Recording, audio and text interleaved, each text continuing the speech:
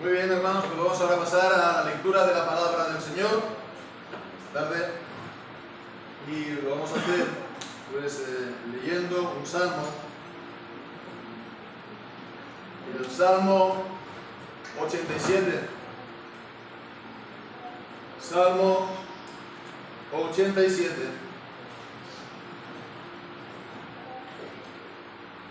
A los hijos de Coré, salmo cántico. Su cimiento está en los santos montes. Ama Jehová las puertas de Sión, más que todas las moradas de Jacob. Cosas gloriosas se dicen de ti, ciudad de Dios, Selah. Yo me acordaré de Rahab y de Babilonia entre los que me conocen. He aquí, Filistea y Tiro con Etiopía. Este nació allá. Y de Sión se dirá: este y aquel han nacido en ella, y el Altísimo mismo las establecerá. Jehová contará al inscribir los pueblos. Este nació allí, Selah. Y cantores y los que tocan flautas dirán en ella: todas mis fuentes están en ti. Amén. El Señor bendiga su santa palabra. El título de este salmo leemos que fue escrito o dirigido a los hijos de Coré. Es siempre una cuestión, ¿no? A ver, ¿no? Sí, porque en el original es lo mismo cuando leemos de David que a los hijos de Coré, ¿no? Es la misma expresión, la misma palabra. Entonces puede ser tanto a los hijos de Coré que se les dirige este canto para que ellos lo canten en la adoración en el templo, como también podría ser de los hijos de Coré. En todo caso vemos, dice salmo, cántico, y entonces no hace falta pues entonces mucho para pensar, ¿no? Para acordarnos de lo que dice Efesios y Colosenses en el Nuevo Testamento, de que hemos de cantar salmos, himnos y cánticos espirituales. Aquí tenemos la palabra salmo y la palabra cántico. Y bien, pues cuando leemos por ejemplo, en el Evangelio de Marcos, en la última cena, cuando después de haber cenado la Pascua cantaron el himno, y el himno es la primera parte del llamado Halel, ¿no? De los salmos del 114 hasta, bueno, no me acuerdo ahora, pero 114 en adelante, ¿no? Entonces, salmos, himnos y cánticos espirituales, está cada bien. Siempre aquí hay pues disputas en cuanto a esto. Se dice, no, tenemos que cantar salmos, himnos y cánticos espirituales. La cuestión es qué es lo que entiende la palabra, la Biblia, cuando la expresión salmos, himnos y cánticos espirituales. Cánticos hay muchos, pero cánticos espirituales dados por el Espíritu solamente hay uno, que es, solamente 150, que son los salmos de la Biblia. Lo mismo también pues, los salmos y los himnos. En fin, en todo caso, esto es una cuestión que tenemos bastante por mano, creo. En todo caso, vemos el contenido de este breve salmo, pequeño salmo, pero qué grande lo que nos está aquí diciendo este salmo, que muy fácilmente al leerlo cada uno de nosotros se nos puede pasar por alto. ¿Qué es lo que está aquí diciendo David o qué es lo que están aquí diciendo los hijos de Coré? Era mejor en todo caso. ¿Qué es lo que significa este salmo? Este salmo está hablando de los tiempos del Mesías, como vamos a ver. Este salmo está hablando del pueblo de Dios en los tiempos del Mesías. Este salmo está hablando de la Iglesia del Señor Jesucristo. Iglesia, palabra que sabemos significa asamblea. Asamblea, en el original, en el griego. Asamblea, simplemente una asamblea de creyentes que el Señor ha llamado y ha congregado. Y hay que decir que, bueno, en nuestra cultura, en nuestro país, la palabra iglesia o la iglesia no es algo que queda muy bien, ¿no? Decíamos esta mañana acerca de la cultura evangélica, que los países de América Latina se tiene más esta cultura que aquí. Entonces la gente va más fácilmente a la iglesia evangélica. En España no se tiene esta cultura, no se está con esa apertura para ir, ¿no?, tal vez sea de vez en cuando, a la iglesia evangélica. De hecho, es que en España, ya se habrán dado cuenta, la palabra iglesia no queda muy bien entre los mismos españoles. Ya no solamente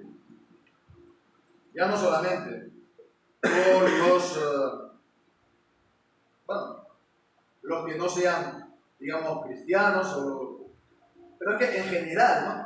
En general, en España hay un rechazo muy fuerte, ¿no? Hay un anticlericalismo en algunas regiones más que en otras, ¿no?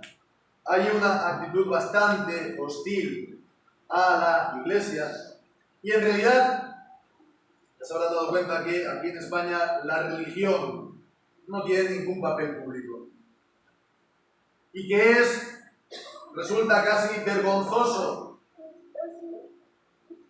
hablar de religión en público. Ya no digo discutir simplemente religión, ¿no? O decir que uno cree en Dios, o que tiene fe, o que, como se dice, no, reza, ¿no?, u ora, o va a la iglesia. Entonces es algo que se evita porque un español que se precie, no viste de marrón y no habla de iglesia, ¿no? Caballero castellano no viste de marrón, ¿dicen? Porque es el color de la tierra. No se vayan a pensar de que yo me mancho con el barro. Tampoco habla de la iglesia, porque resulta vergonzoso al caballero castellano. Pero esto es algo que no es solamente, fijémonos, del gran público, por así decirlo, fuera de nosotros, porque esta actitud también nos afecta a los evangélicos. Pongamos nosotros también todavía entre ellos. Hay esta gran tendencia a evitar la palabra iglesia. Muchas congregaciones en el título, en el rótulo, no dicen iglesia, porque eso suena demasiado eclesiástico. Punto de encuentro, ¿no?, centro cristiano, o ni siquiera centro, ¿no?, lo que sea, centro bíblico, los demás, pero se evita esto. Hay este fuerte prejuicio y nosotros participamos de él. Sin embargo, fijémonos qué tremendo contraste con este salmo, porque hemos dicho que uno habla de los tiempos mesiánicos y dos habla del pueblo de Dios, de la iglesia, y fijémonos qué dice el versículo 3. Cosas gloriosas se dicen de ti. Cosas gloriosas se dicen de ti. ¿De qué? De la ciudad de Dios. ¿Cuál es la ciudad de Dios? El pueblo de Dios, la iglesia de nuestro Señor Jesucristo. Cosas gloriosas se dice de la iglesia en este tiempo mesiánico, en este tiempo de gracia. Cosas gloriosas. Entonces vemos, aquí hay, sí, una cierta alabanza a la iglesia. Evidentemente no estamos aquí hablando de alabar a la iglesia en el mismo sentido que alabar a Dios, pero sí que hablar bien de la iglesia. Se habla bien de ella, se dicen cosas gloriosas de la iglesia de nuestro Señor Jesucristo. Y esto está plenamente justificado. Plenamente justificado, ¿por qué? Pues vemos aquí como mínimo 3 razones en este salmo. 3 razones.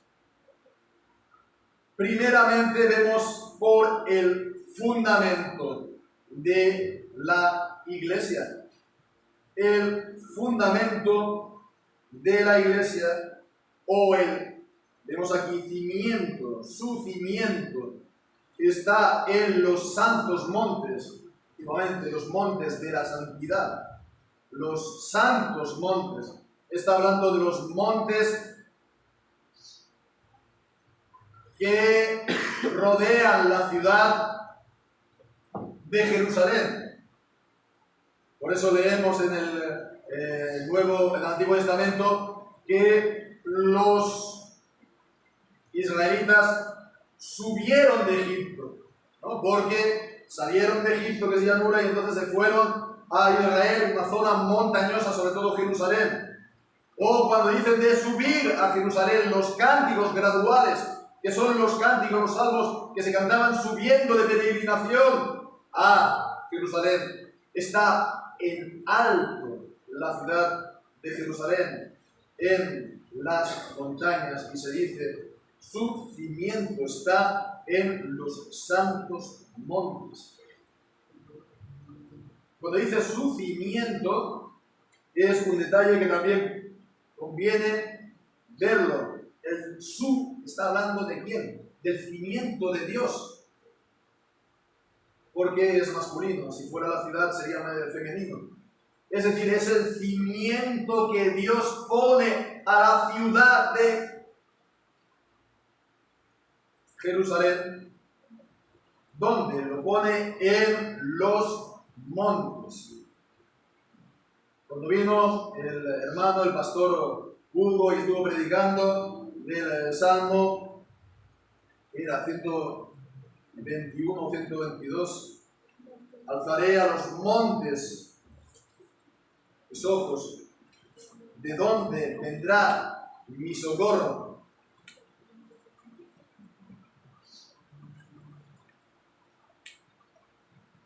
Versículo 121, alzaré mis ojos a los montes, ¿de dónde vendrá mi socorro? Mi socorro viene de Jehová, que hizo los cielos y la tierra. Bien, son los mismos montes.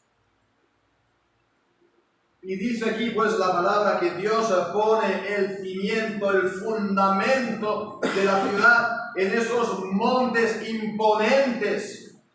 En esos montes imponentes que transmiten la grandeza del poder y de la majestad de Dios. Dios ha puesto allí el fundamento de la ciudad, de la iglesia. Un cimiento pues que no es humano, un cimiento que no lo han puesto los hombres, es el cimiento de Dios. Por lo cual la iglesia es algo completamente diferente a cualquier otra unión, asociación, agrupación, o como queríamos llamar, de entre los hombres. El cimiento de la iglesia lo ha puesto Dios. ¿Y cuál es ese cimiento? ¿Cuál es ese fundamento? Pues sabemos por la palabra, por el Nuevo Testamento, que es Cristo y la iglesia. Que Cristo es la piedra angular que los edificadores, no la piedra que han desechado los edificadores, y que se ha convertido en la piedra del ángulo, Salmo 118. Él es pues el fundamento de la iglesia, 1 Corintios capítulo 3 y versículo 10. 1 Corintios 3, 10. Y versículo 11 también. Conforme a la gracia de Dios que me ha sido dada, yo como sabio arquitecto puse el fundamento, y otro edifica encima, pero cada uno mire cómo sobreedifica, porque nadie puede poner otro fundamento que el que está puesto, el cual es Jesucristo. Jesucristo, la piedra angular, el fundamento del edificio que es la iglesia. Efesios capítulo 2 y versículo 20. Efesios 2, 20, que dice: somos conciudadanos de los santos, miembros de la familia de Dios, edificados sobre el fundamento de los apóstoles y profetas, siendo la piedra angular Jesucristo mismo. Vemos que Jesucristo es la piedra, es el cimiento, es el fundamento, y también entonces es la palabra dada por los apóstoles, los siervos inspirados que traen la palabra de Cristo. Y no se puede separar, por lo tanto, a Cristo de su palabra. Ese es el cimiento y el fundamento, como recuerda mismo Jesucristo en el Sermón del Monte. Al final del Sermón del Monte, las palabras, dice: si alguno oye mis palabras y las pone en práctica, las pone por obra, dice en Mateo 7, 24, lo compararé a un hombre prudente que edificó su casa sobre la peña. Cayó la lluvia, vinieron los torrentes, soplaron los vientos y embistieron contra aquella casa. Y no cayó porque estaba fundada sobre la peña, sobre la piedra. Firme e inamovible, puede venir completamente todos los torrentes, pueden venir todos los terremotos, todo lo que nos habla el Salmo 46, los montes pueden plantarse en la mitad del mar y bramar las naciones y haber todo tipo de persecución y de males y atribución, pero la iglesia sigue firme y estable en su lugar, porque Cristo y su palabra es su fundamento que Dios lo ha puesto. Solamente hay algo que mata a la iglesia y es la herejía. Que es hacer volar ese fundamento de la palabra de Dios y hacer volar ese fundamento de Cristo y poner a otro en ese fundamento, lo cual no es posible. Nadie puede poner otro fundamento que Cristo. Pero cuando se hace esto, cuando hay herejía, es cuando la iglesia se resquebraja completamente y se viene abajo. Mantener el fundamento de la palabra, el fundamento de Cristo, ante cualquier situación, en cualquier circunstancia y al precio que sea. Y esto lo único que va a hacer es que la iglesia va a permanecer y va a estar firme y va a estar estable y no se va a conmover. Y no solo eso, sino que la iglesia, como esta misma, volviendo al Salmo 87, ilustración, la ciudad está en lo alto de la montaña, tiene el cimiento en las peñas, pero está en la montaña, de manera que todo el mundo que pasa por el camino la ve, porque el Señor está en medio de ella. Y su presencia y su gloria está en ella. La presencia del Señor por los medios de la gracia, las ordenanzas que el Señor ha establecido, por la recta predicación de la palabra de Dios, por los sacramentos que el Señor ha instituido, el bautismo, la cena del Señor, administrados conforme a Él lo ha instituido,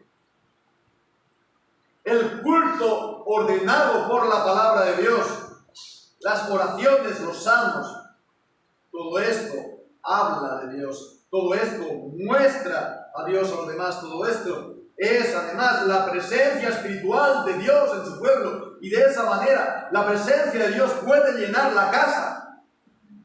De la misma manera que en el Antiguo Testamento la presencia de Dios llenó la casa y el templo, con Salomón, de modo que los sacerdotes no podían ministrar por causa de la gloria. Evidentemente no vamos a estar pues esperando un cumplimiento literal, pero esto nos habla de la presencia espiritual de Dios. Cuando Dios se complace de su pueblo, porque el pueblo está obedeciendo al Señor y guardando los mandamientos del Señor y guardando el diseño de la casa tal como Él lo manda en su palabra. Tenemos estos pasajes, estos capítulos, en Ezequiel, los últimos capítulos, lo estamos leyendo en familia, ¿no? ¿Quién no lee esto y no le entran ganas de pasar rápidamente esta página para plantarse rápidamente en Daniel, ¿no? Que es, digamos, lo que en principio uno puede recibir de estos pasajes. Pues el Señor siempre promete su bendición en todo pasaje, también en las listas de las genealogías del libro de Crónicas, y también ahí el Señor pone algunas que otras perlas que solamente las reciben y se las llevan aquellos que frecuentan estos lugares. Pero, por ejemplo, los capítulos finales de Ezequiel, ¿qué vemos? Los diseños de la casa. Dios da el diseño de la casa que es el templo espiritual que es la iglesia. Pues sí, hermanos, esto es, el Señor nos da en su palabra el diseño de la casa si lo ponemos en práctica, si ponemos el diseño que Dios ha puesto para la iglesia. El Señor va a añadir su bendición, se va a complacer de su pueblo y va a bendecir todas las ordenanzas que Él ha instituido. Será un cimiento estable y también será bendecido por la presencia del Señor. La primera, pues, razón por el cimiento que ha puesto Dios para la iglesia. Volviendo a nuestro texto, Salmo 87, pues, la segunda de las razones, porque Dios la ama. Porque Dios ama a la iglesia. Dios ama a la iglesia, en un sentido general, por supuesto, ya lo sabemos, que Cristo amó a la iglesia y se entregó a sí mismo por ella, como enseña al final del capítulo 5 de Efesios, para, como hemos leído esta mañana, purificándola, lavándola por medio del lavamiento del agua. A ver, en Efesios capítulo 5, leemos allí: maridos, amad a vuestras mujeres, así como Cristo amó a la iglesia y se entregó a sí mismo por ella, para santificarla, purificándola en el lavamiento del agua por la palabra. Cristo amó a la iglesia hasta el punto de entregarse por ella. Pero vemos que aquí es algo más concreto, porque dice: ama Jehová las puertas de Sion, la ciudad de Dios, la iglesia de Dios. ¿Por qué? Dice: más que todas las moradas de Jacob, más que todas las tiendas, todas las habitaciones, todas las moradas del pueblo, todas las ciudades y todos los pueblos. ¿Verdad? Que había entonces en Israel. Todas las localidades, todas las aldeas que había en Israel. Ama más Jehová las puertas de Sion. ¿Qué significa esto? Las puertas de la ciudad. Puertas de la ciudad abiertas. ¿Para qué?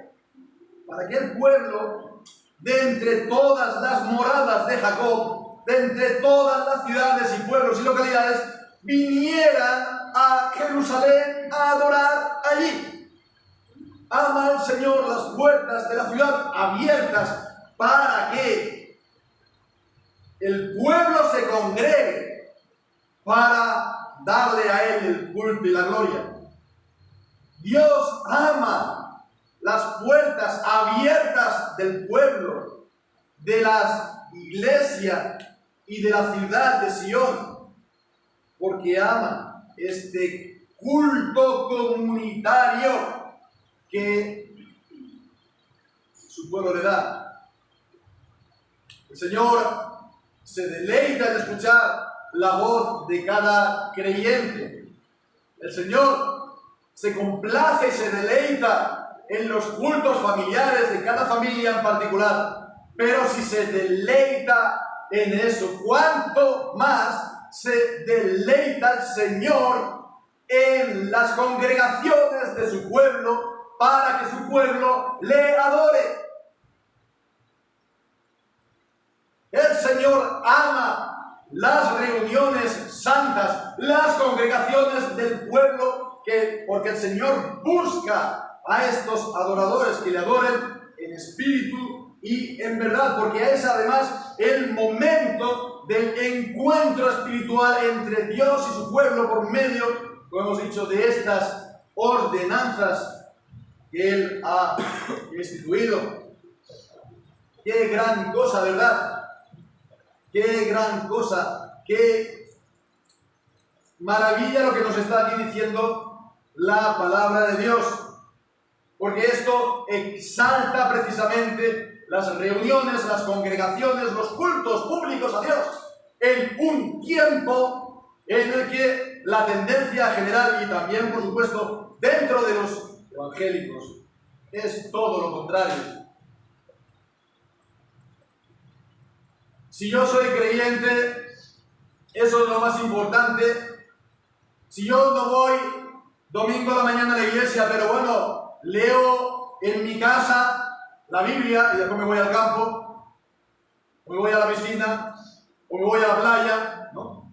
Pues ya está, el Señor se deleita en mí, ¿no? O, bueno, nosotros no somos de los cristianos tradicionalistas que van a la iglesia como si la iglesia fuera el edificio, ¿no? No somos de los que ponen a la iglesia en el centro de todas las cosas, ¿no? Y entonces, bueno, pues nos reunimos en nuestras casas, ¿no? Una familia, dos familias, ¿no? Y después, bueno, compartimos o nos vamos. O ni siquiera nos congregamos por medio del Zoom o por medio de Skype. Porque ahora, como el Señor nos ha dado los medios informáticos, esto de reunirnos, a ver, con el tiempo esto se pasará. Cada uno, pues en su casa, o a lo mejor habrá un predicador, un holograma, ¿no? Que estará en el comedor de cada casa. Y todo esto pasará, porque pasado el tiempo nos tenemos que adaptar, ¿verdad? Y esta es la manera de razonar corriente en el mundo evangélico, que siempre estamos rechazando, comillas, la tradición o la, comillas, iglesia.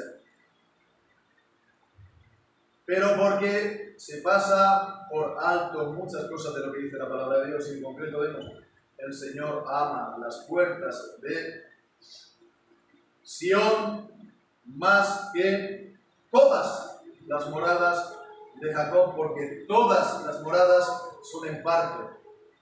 Y cuando la iglesia se reúne para dar el culto, se reúne en uno. Y es una reunión del pueblo de Dios como pueblo de Dios. Y es una reunión pública ante el mundo, ante las naciones, ante los ángeles, ante los principados, y ante las potestades, y ante los vecinos que tenemos enfrente, y ante los vecinos que tenemos arriba, y ante los vecinos que tenemos al lado. Y todo el mundo puede ver que Dios es importante para nosotros hasta el punto de que venimos a las 4 de la tarde con el calor que hace, o a pasar calor aquí adentro, porque es importante para nosotros el dar culto a Dios. Y decimos, Dios es lo más importante de mi vida. Sí, ¿cómo se manifiesta esto?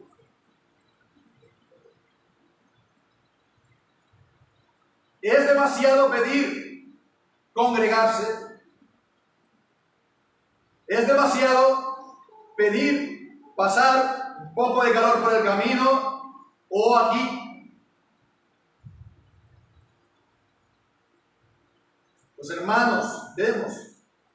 Esto es lo que decimos esta mañana, ¿no? El aliciente que el Señor nos da en su palabra, por medio de las palabras de promesa, por medio también de las advertencias, pero vemos que aquí también nos está dando un motivo, un ánimo, una motivación suprema para nosotros.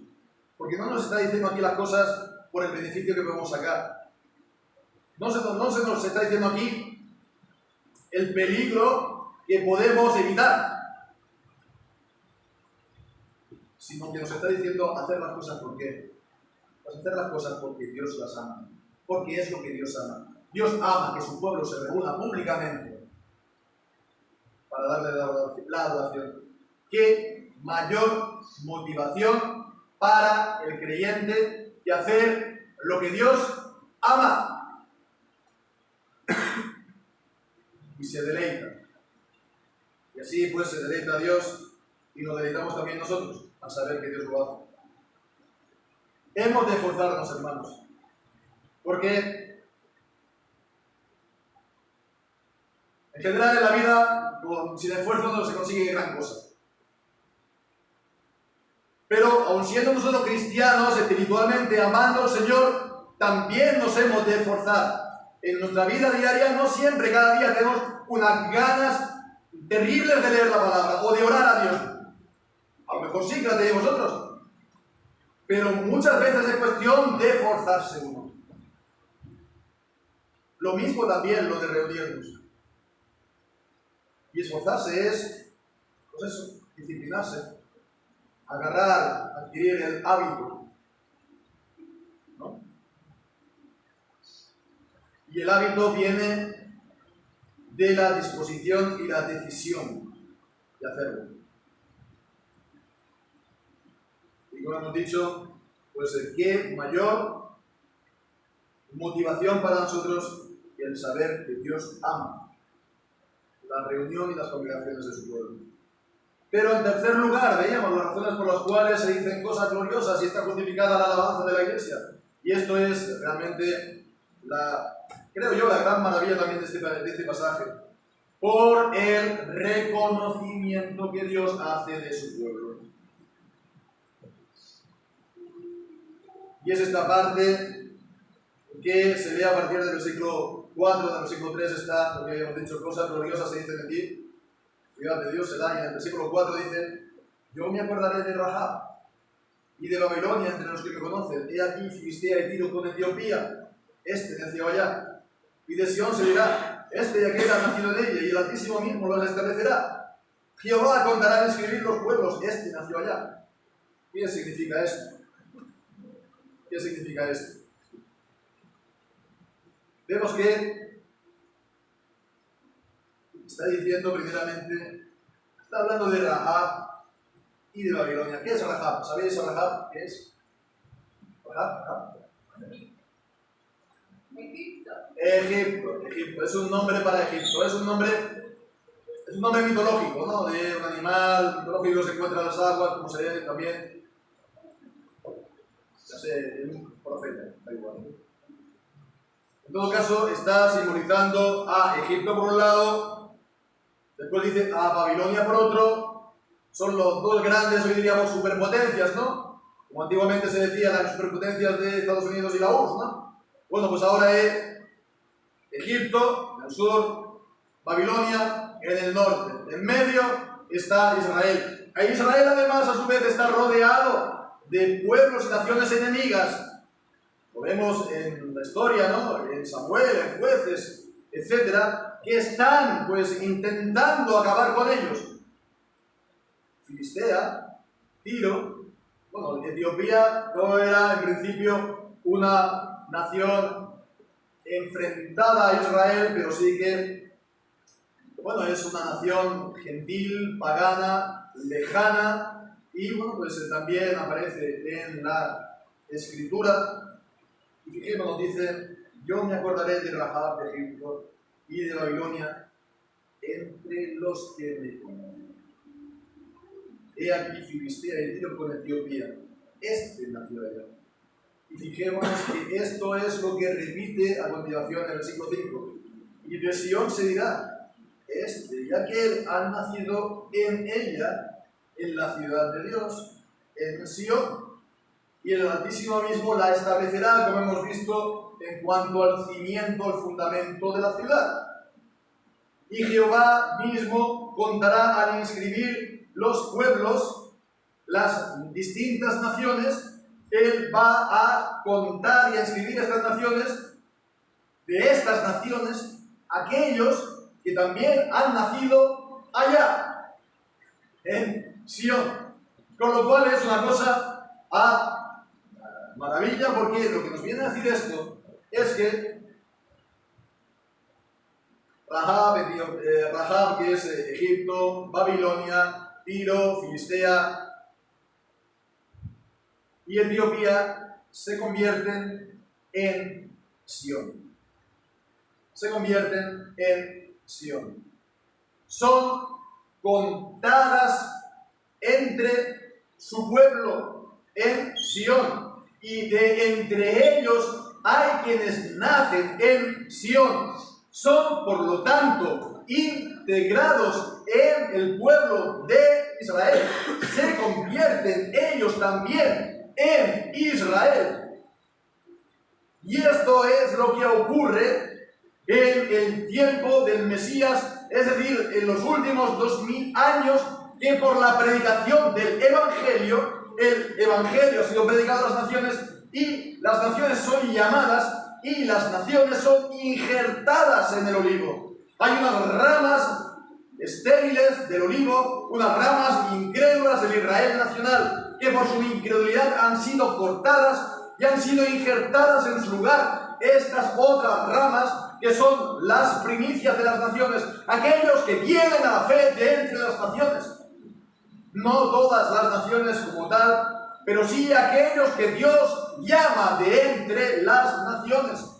De manera que vemos, Sión, pues también comprende a estos representantes de Rahab, Egipto y Babilonia, Tiro, Filistea, Etiopía y de entre todas las naciones de la tierra.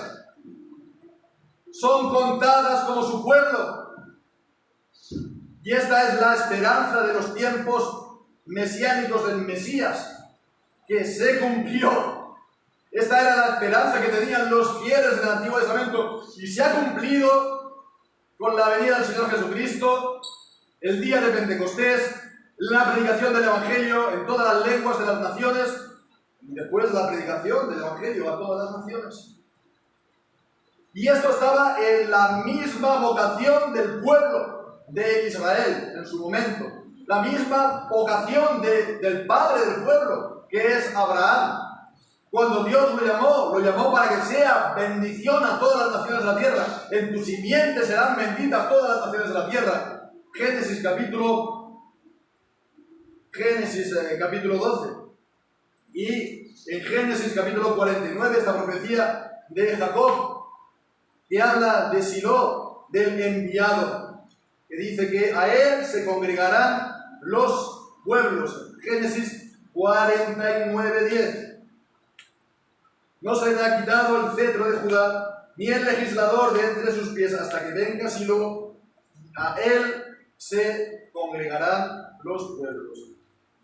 De manera que Dios hace a Abraham y al pueblo una congregación de pueblos.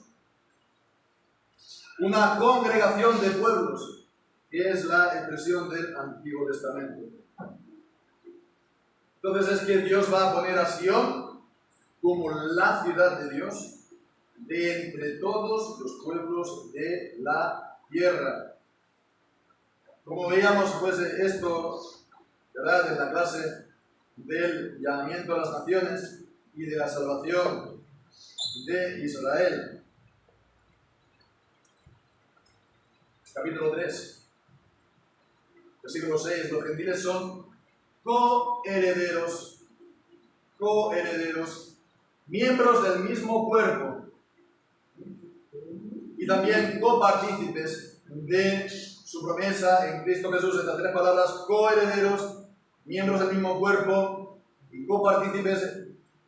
En el original tiene este prefijo sun, con. Son copartícipes, coherederos, co-cuerpo, juntamente con el Israel nacional. Bien, pues vemos que esto es lo que se ha cumplido y se cumple, y se cumplirá en todos los tiempos del Mesías. Con lo cual no hay que estar, pues, aferrado a esta distinción judío y gentil. Como que el Israel nacional es el verdadero pueblo de Dios.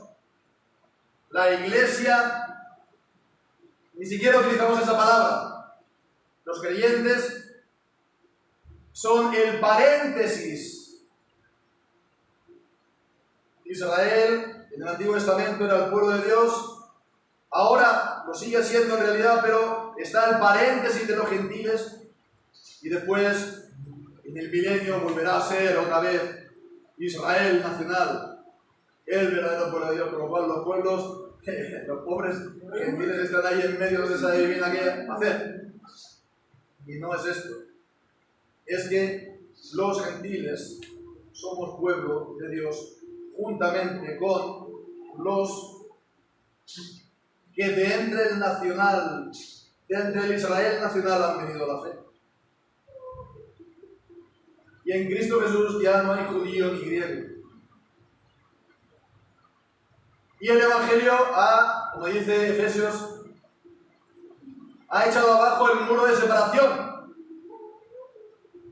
Ya no hemos de estar pidiendo a todo convertido que se circuncide. Lo hicieron los Gálatas. Vemos un poco lo que dijo el apóstol Pablo, ¿verdad? Porque en el Nuevo Testamento el bautismo toma el lugar y cumple la circuncisión. El bautismo es la circuncisión de Cristo. Y entonces vemos, Dios reconoce y Dios confiesa a su pueblo.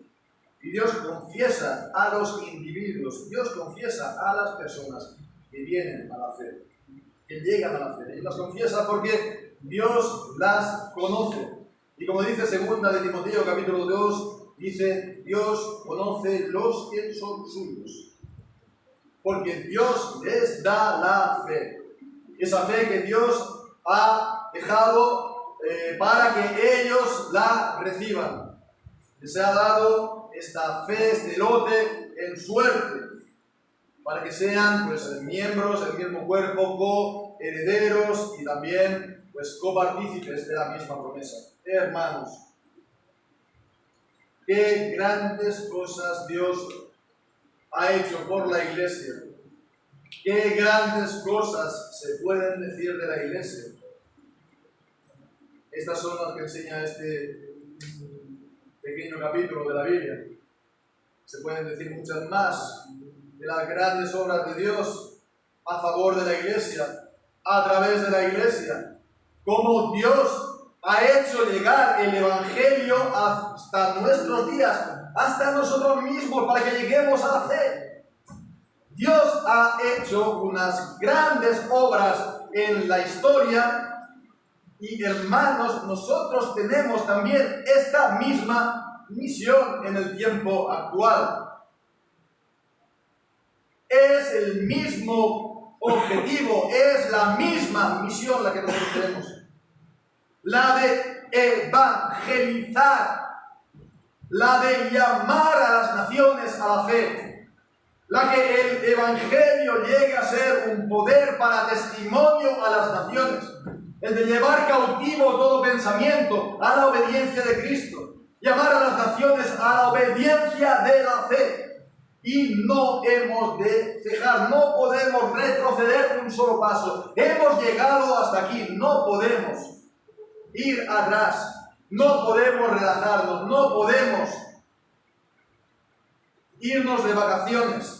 Así que podemos, en el sentido físico, pero no espiritual, de tomar vacaciones del Señor. Hermanos, hemos de redoblar, porque nos hemos de crecer, la iglesia ha de crecer y ha de multiplicarse, porque eso es el modelo bíblico. Es lo que vemos en Hechos. Y es la promesa de Dios, de la bendición de Dios, ya en el Génesis capítulo 1. Creced y multiplicaos. Y esa es la promesa que Dios da, la multiplicación, de que la palabra de Dios corra, crezca y se multiplique el número de discípulos en el libro de los Hechos. Y que la palabra de Dios salga de nosotros para alcanzar, pues, lo más lejos que podamos, lo más lejos que el Señor nos envíe, lo más lejos que el Señor nos dé, a cuanta más gente el Señor nos envíe. Ese es uno de nuestros misiones. Por supuesto también el de conocer cada uno al Señor y su palabra, el de conocerlo verdaderamente, como vemos en 2 de Pedro, en que se vea estas virtudes cristianas en nosotros, y sigamos pues entonces de esta manera adelante, no atrás también, sino adelante como creyentes, ¿verdad? Entonces vemos cosas gloriosas se dicen de ti, que se digan, hermanos, cosas gloriosas de la iglesia. Y hermanos, no solamente de la iglesia en un sentido general, que se digan, que se lleguen a decir cosas gloriosas de nuestra iglesia, de la iglesia, de nuestra congregación. Se digan cosas gloriosas, de las cosas gloriosas que el Señor haga por medio de nosotros. ¿Qué es, hermanos, mejor? Estas cosas gloriosas o la vergüenza. Si dependiera de nosotros esto, ¿qué hemos de hacer? Procurar la gloria de Dios o, como digo, lo propio. Hermanos, en la multitud del pueblo está la gloria del Rey. En la multitud del pueblo está la gloria del Rey, nos dice la palabra en Proverbios.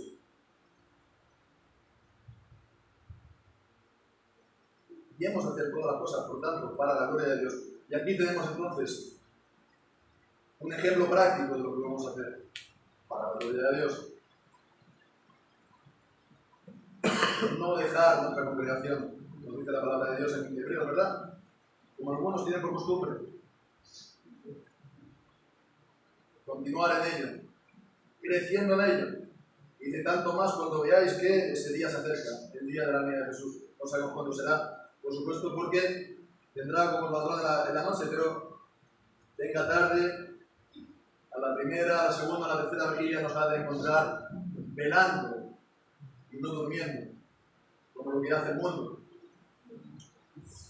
Pues hermanos, hagamos todas las cosas para la gloria de Dios, para que se digan cosas gloriosas de la iglesia y de la nuestra particular, para la gloria de Dios. Así sea. Amén.